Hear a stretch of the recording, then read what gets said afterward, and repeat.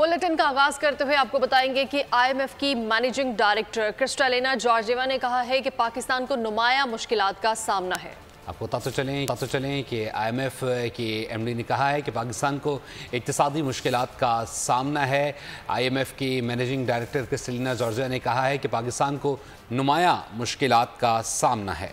World economic forum के खुसूसी session से गुफ्तगू में उनका कहना था कि पिछले चंद साल की मुश्किलात के बावजूद तरक्की और मईशत बेहतर है। हमने तरक्की के तखमीनों को इस साल के लिए बेहतर किया है। एडवांस मईशतों में अमरीका की कारकर्दगी अच्छी है।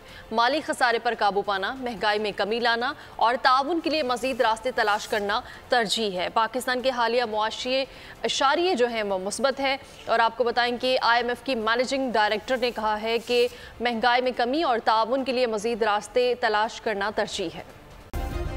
सब्सक्राइब करें और बेल दबाएं ताकि कोई खबर रह न जाए।